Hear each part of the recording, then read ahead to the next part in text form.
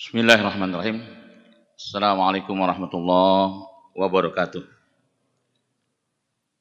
Alhamdulillah allazi anzala syakinata fi qulubil mu'minin liyazdadu imana ma imanihim walillahi junudus samawati wal ardi wa kana Allahu aliman hakima.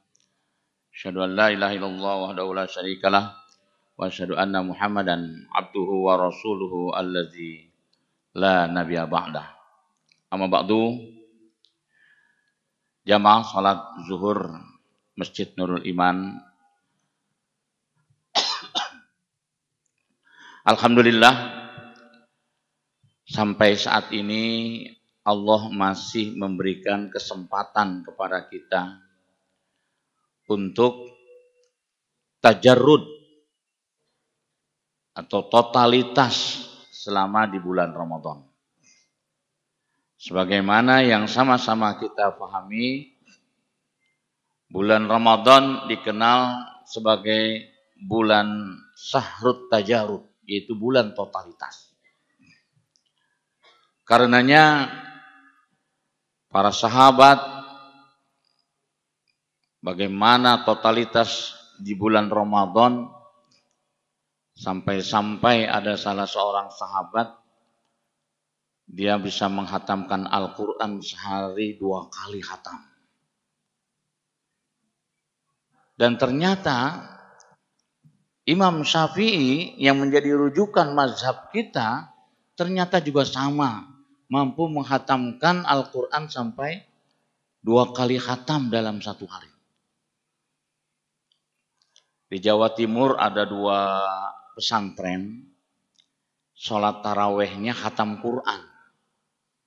Jadi setelah sholat isya, kemudian sholat taraweh 1 rakaat 7 juz.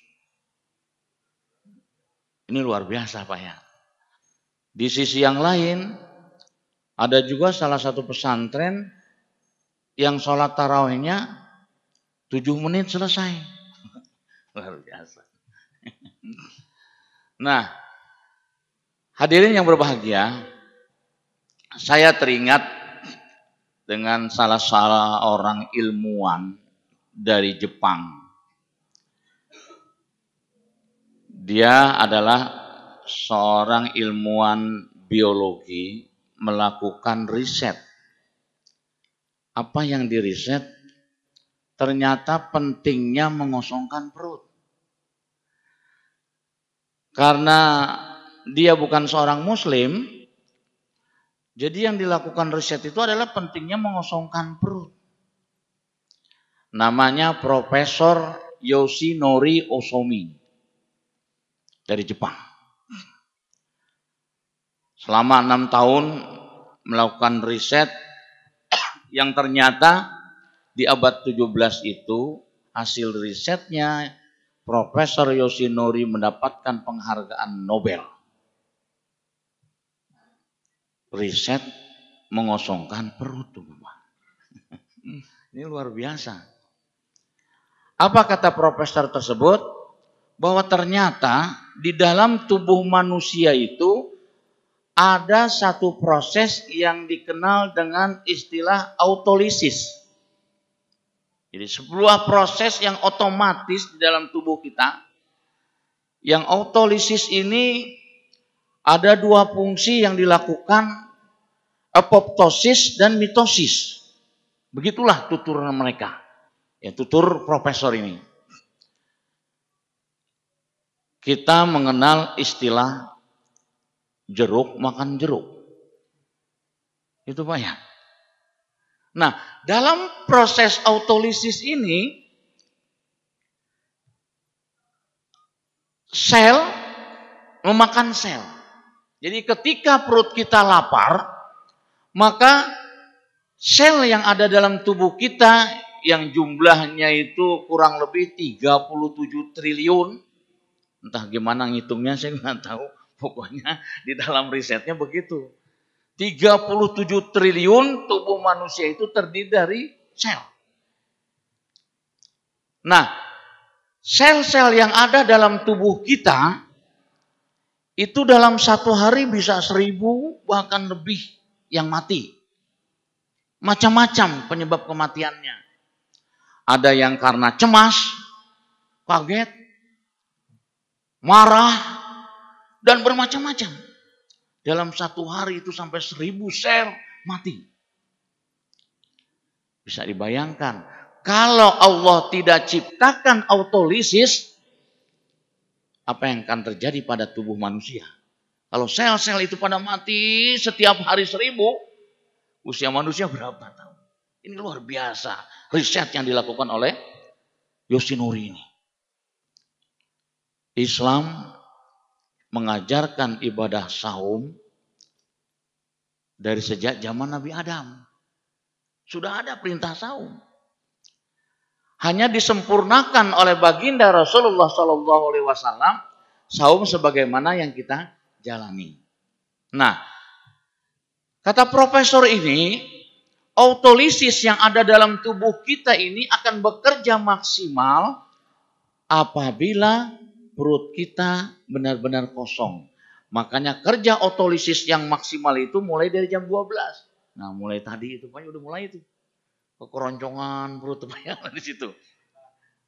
Nah, di saat itulah autolisis bekerja maksimal. Apa yang dia lakukan tadi? Karena perut kita kosong, lapar, maka sel-sel yang ada dalam tubuh kita ikut terbawa lapar. Maka dia akan memakan sel-sel yang mati, yang layu itu dimakan. Itulah istilah autophagy namanya.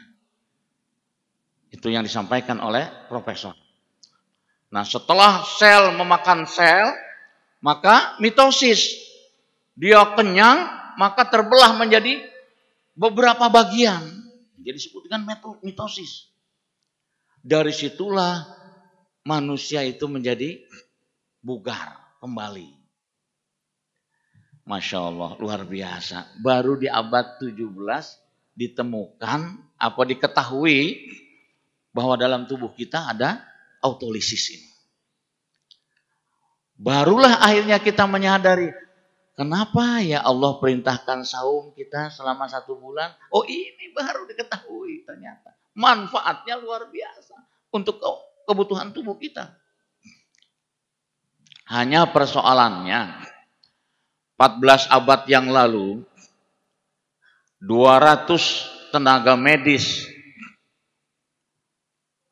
dikirim ke Madinah. Kan kita tahu dulu itu ada 2 adik kuasa di zaman Rasulullah itu apa Pak? Romawi dan Persia.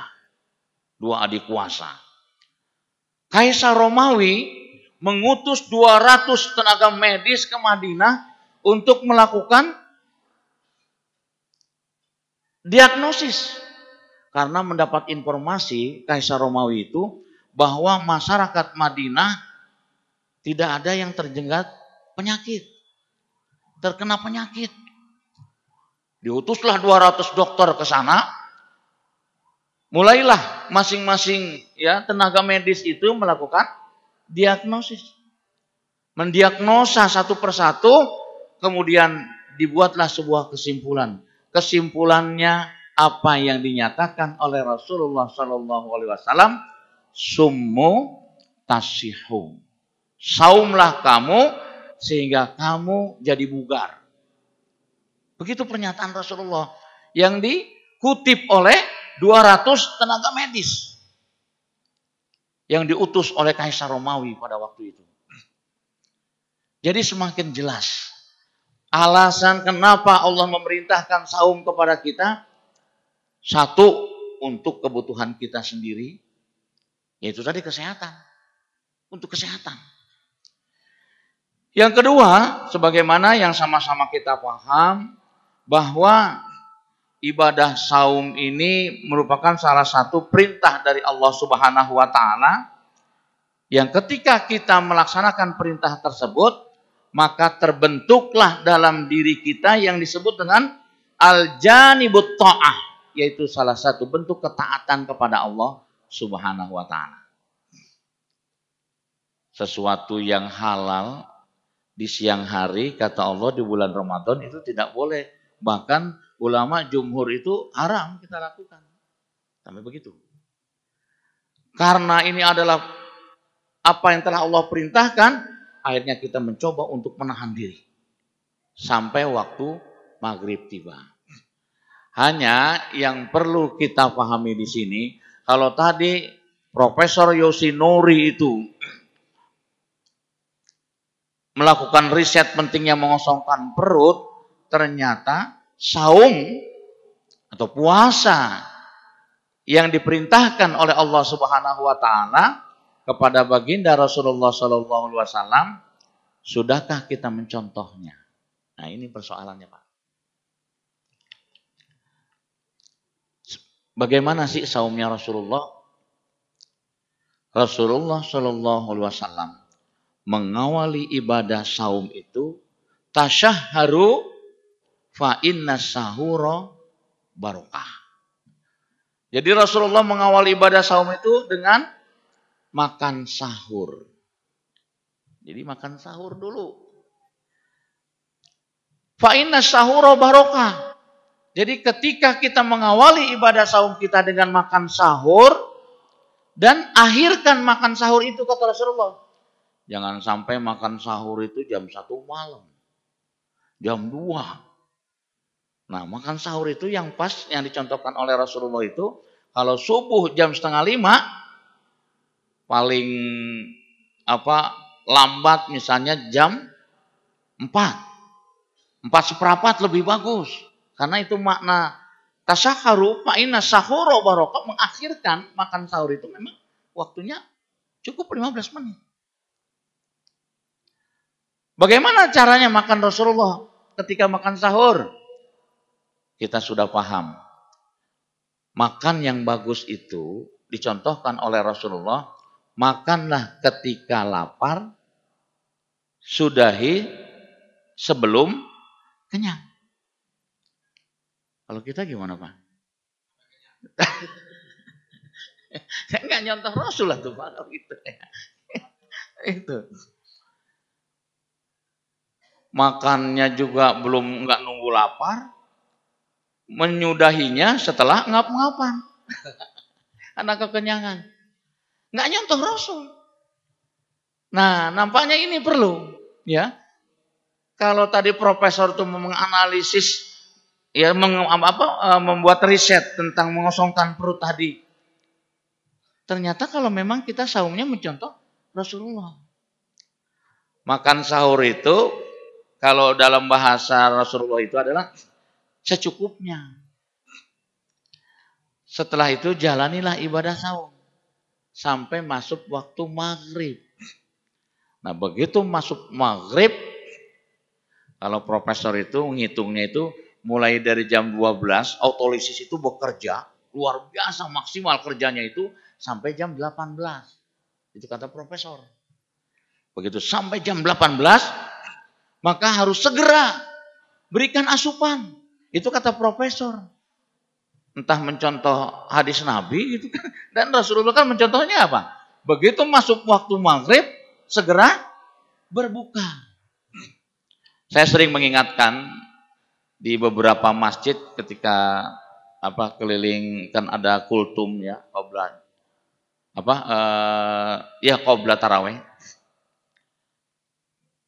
Muazin seringkali tidak mengikuti apa yang dia contohkan oleh Rasul. Nah, ini peringatan buat para muazin. Begitu masuk maghrib, harusnya dia batalkan dulu. Bukan azan dulu. Ini kan banyak nih, ini atau muazin semua ini jangan-jangan.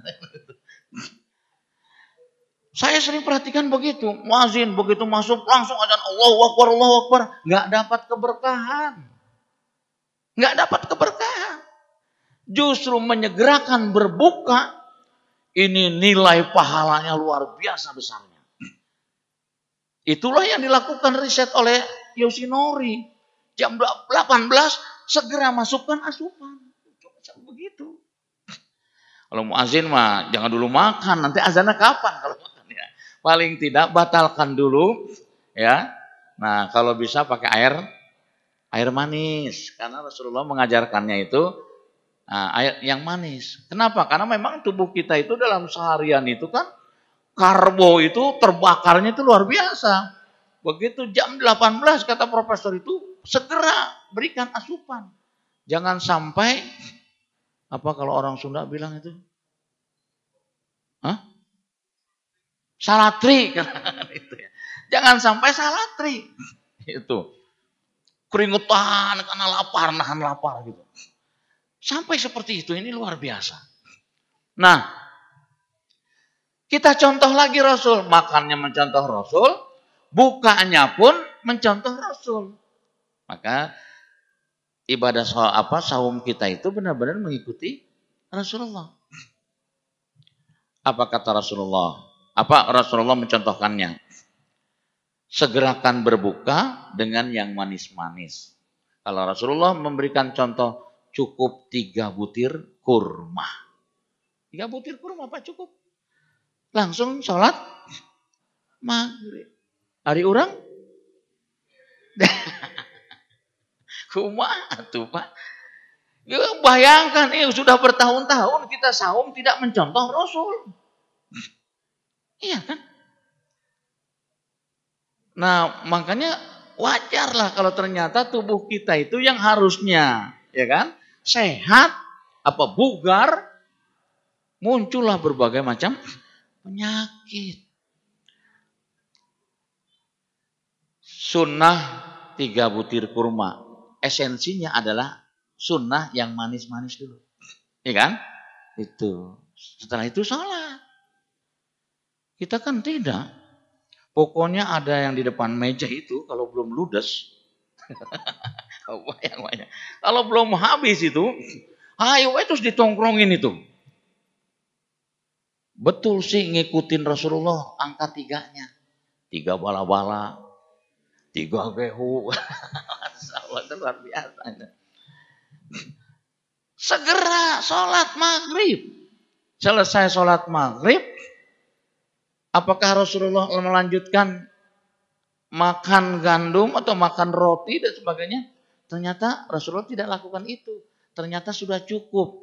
Karena memang kualitas kurma Rasulullah itu luar biasa. Kalau yang sekarang itu kayak mijol. Mijol ya. Kurma yang gede. Oh, kayak gitu tuh. Makan 3 udah kenyang. Udah terpenuhi tubuh. Setelah itu sholat Isya. Nah, ya begitu Rasulullah. Mengoptimalkan totalitas Rasulullah di bulan Ramadan begitu. Sholat Isya, setelah selesai sholat Isya, jangan lupa ada orang yang suka meninggalkan sholat rawatib. Mendahulukan sholat taraweh. Lebih utama mana? Rawatib atau taraweh? Rawatib. Ini banyak orang yang akhirnya meninggalkan sholat rawatib setelah sholat Isya ditinggalkan. Justru nunggunya sholat taraweh. Rugi.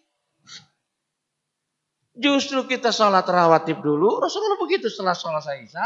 Sholat rawatib 2 rakaat. Setelah itu baru lanjut sholat taraweh. Seperti apa sholat taraweh Rasulullah? Sahabat pada waktu itu mengikuti taraweh yang dilakukan oleh Rasulullah SAW. Rakaat pertama setelah surat Al-Fatihah, Rasulullah membaca surat Al-Baqarah. Alif Lam Mim, dzalikal kitabu la raiba fihi hudal lil muttaqin allazina yu'minuna bil ghaibi wa yuqimuna sholata wa mimma razaqnahum yunfikun. Enggak terasa tahu-tahu sudah la yukallifullahu nafsan illa wus'aha 286 selesai. Hah? Sahabat beranggapan Rasulullah akan ruku. Ternyata tidak, dilanjut oleh Rasulullah. Alif Lam Mim, Allahu la ilaha illa huwal hayyul qayyum. Surat Ali Imran berapa? 200 ayat. Berakhir dengan kalimat ya ayyuhallazina amanusbiru wasabiru warabitu. Selesai. Sahabat beranggapan Rasulullah akan ruku. Lanjut lagi surat An-Nisa. Ya ayuhan nasu budu rabbakumul ladzi khalaqakum min nafsin wahidah. 179 surat An-Nisa tuntas. 1 rakaat 7 juz. Ya itu yang dipraktekkan saya bilang tadi di 2 pesantren di Jawa Timur. 1 rakaat 7 juz, Pak. Nikmat kalau yang membaca imamnya itu bagus, bacaannya nikmat, enak, nggak kerasa itu. Tahu-tahu pegel aja. Iya, Masya Allah, dinikmati itu bacaan demi bacaan. Begitulah Rasulullah. Baru selesai tarawehnya Rasulullah menjelang sahur. Jam 4 selesai salat taraweh. Khatam Al-Quran. Makanya 2 pesantren di Jawa Timur, Pak, setiap malam itu khatam, Pak. Bahkan informasi yang saya lihat beberapa hari yang lalu itu di televisi, itu jamaahnya makin tambah, Pak. Pengen merasakan ibadah sholat taraweh seperti yang dicontohkan Rasul. Khatam tiap malam. Luar biasa itu. Nikmat, Pak. Nggak tahu kalau dipraktekkan di Masjid Nurul Iman, Pak. Paling tidak, ibadah sholat yang kita contoh dari Rasulullah SAW, kita tidak tergesa-gesa. Nah ini yang paling esensial. Ini kan kita kadang-kadang tidak berangkat ke masjid. Yang dekat kebetulan ini masjid ini nih. Saha imamah ayeuna teh. Pak Anu, oh lila imam, cari deh imam yang lain. Cuma itu banyak. Harusnya nggak gitu. Makanya dari mulai bulan Rajab kan kita sudah berdoa, Allahumma barik lana fi Rajab. Ya Allah, berikanlah aku nilai tambah di bulan Rajab ini karena bulan Rajab adalah bulan di mana Engkau telah perintahkan ibadah sholat. Maka di bulan Rajab itu kita latihan sholat, Pak. Latihan sholat. Wa Sya'bana, masuk bulan Sya'ban, kita latihan saum. Karena Rasulullah itu di bulan Sya'ban itu saumnya hampir menyamai bulan Ramadan, Pak. Saumnya Rasulullah itu. Yang bulan Ramadan. Latihan. Makanya Ramadan disebut dengan syahrut tajarud, bulan totalitas, karena sudah terlatih. Salat sudah terlatih, nggak perlu milih-milih imam, Pak ya. Lihat, justru malah kalau imamnya yang tergesa-gesa itu tidak merasa nyaman kita ibadah sholat. Kata Rasulullah SAW dalam sebuah hadis sahih yang diriwayatkan oleh Bukhari dan Muslim, setiap kali kita membaca surat Al-Fatihah di dalam sholat, Rasulullah mengajarkan apa? Ayat bil ayat. Jadi ayat per ayat. Begitu. Kenapa? Kata Rasulullah, setiap kali kita mengatakan Alhamdulillahi Rabbil Alamin, langsung dijawab oleh Allah Subhanahu wa Ta'ala. Memang aku yang Maha Rahman, Maha Rahim, Maha Kasih, Maha Sayang. Ada jawaban langsung dari Allah. Itulah yang menjadi alasan kenapa Rasulullah membaca surat Al-Fatihah di dalam sholat itu ayat per ayat. Karena ada jawaban. Kita tahu, Pak. Surat Al-Fatihah itu terdiri dari 3 bagian. Bagian yang pertama adalah hak Allah yang harus kita berikan. Apa? Ar-Rahmanir Rahim, Malik Yaumiddin. Kan situ. Nah, kemudian ada Iyyaka na'budu wa iyyaka nasta'in. Ini ada bagian Allah dan bagian kita. Ataulah hak kita dan ada hak Allah. Hak Allah kita sembah. Kan gitu ya. Hak kita minta pertolongan. Iyyaka na'budu wa iyyaka nasta'in. Nikmatnya bukan main, Pak, ketika dijawab oleh Allah Subhanahu wa Ta'ala. Pada saat kita mengatakan iyyaka na'budu wa iyyaka nasta'in, Kau telah memenuhi apa yang aku inginkan dan aku akan penuhi apa yang Kau mau. Iyyaka na'budu wa iyyaka nasta'in. Setelah itu kita lanjutkan ihdinas siratal mustaqim. Aku akan tunjuki kamu ke jalan yang lurus, kata Allah. Ada jawaban langsung dari Allah. Allah akan memberikan petunjuk untuk kita ke jalan yang lurus. Ada jawaban langsung dari Allah. Makanya tidak heran Bapak, Rasulullah Shallallahu Alaihi Wasallam ketika membaca ihdinas siratal mustaqim itu berurai air matanya Pak, nangis Pak, sampai baju Rasulullah itu basah dengan air mata. Itu membaca ihdinas siratal mustaqim. Diulang lagi oleh Rasulullah, ihdinas siratal mustaqim. Ya Allah, bimbing aku ke jalan yang lurus. Bimbing aku ke jalan yang lurus terus. Diulang-ulang oleh Rasulullah sampai berurai air mata Rasulullah. Bayangkan selevel Rasul sudah dijamin surganya, dihindari dari maksiat. Menangis ketika minta ditunjukin apakah Allah jalan yang lurus, nangis. Kita dosa ayak wae. Kan gitu ya. Padahal surat Al-Fatihah itu macam luar biasa ketika kita baca mengikuti contoh Rasulullah SAW. Makanya Rasulullah memberikan contoh dalam ibadah sholat. Kalau saum tadi contohnya begitu. Sholat gimana? Sallu kama ra'aitumuni usolli, kata Rasulullah. Sholatlah kalian sebagaimana engkau melihat aku sholat, kata Rasulullah. Seperti apa sholatnya Rasulullah? Pertama, Rasulullah sholat selalu di awal waktu. Gak pernah menunda-nunda sholat. Kita dosa banyak, sholat suka ditunda-tunda. Rasulullah tidak pernah menunda-nunda sholat. Kedua, Rasulullah ketika sholat itu fokus. Kenapa? Karena sedang berhadapan dengan pemilik segala-galanya. Itu Rasul. Sebagaimana kita ketika berhadapan dengan presiden, waduh serius Pak ya, fokus kita. Itu cuman presiden. Allah pemilik segala-galanya. Kok kita nggak pernah fokus? Ini nampaknya yang perlu kita latih bagaimana Rasulullah. Kemudian yang ketiga, Rasulullah di dalam sholat tidak pernah tergesa-gesa. Selalu tomak nina di dalam sholatnya. Makanya ayat dibaca ayat per ayat. Masya Allah Pak, isi sholat itu semuanya adalah doa.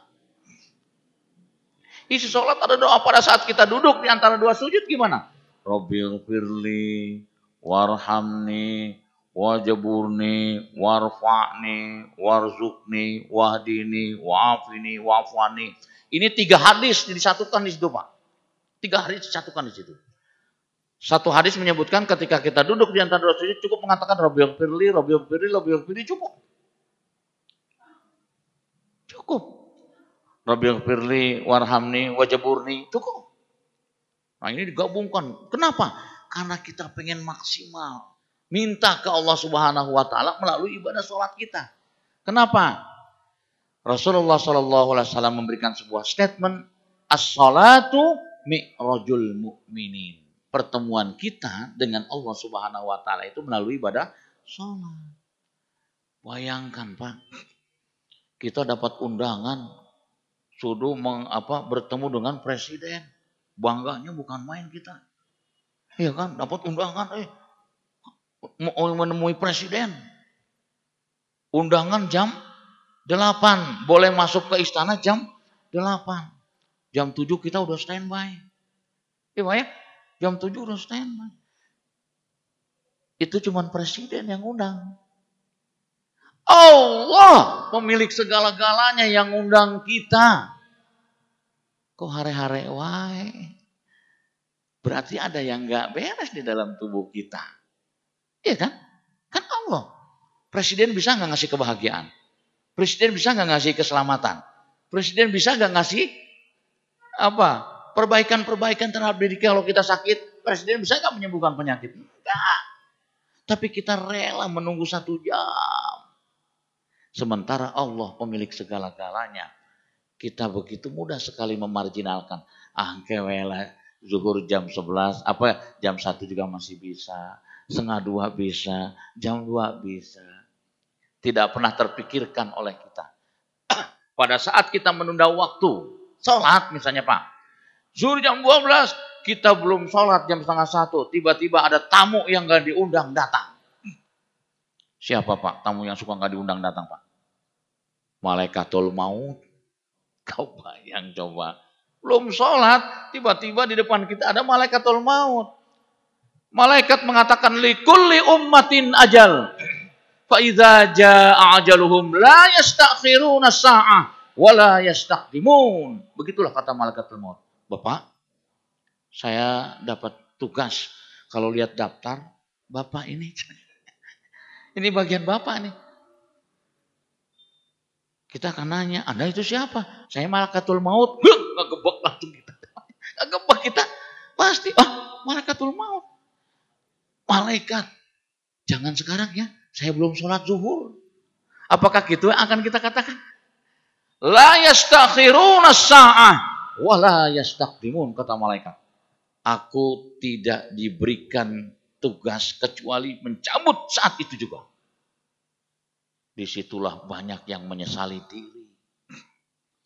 Di dalam surat An-Nahl, bagaimana penyesalan seseorang ketika hendak dicabut nyawanya.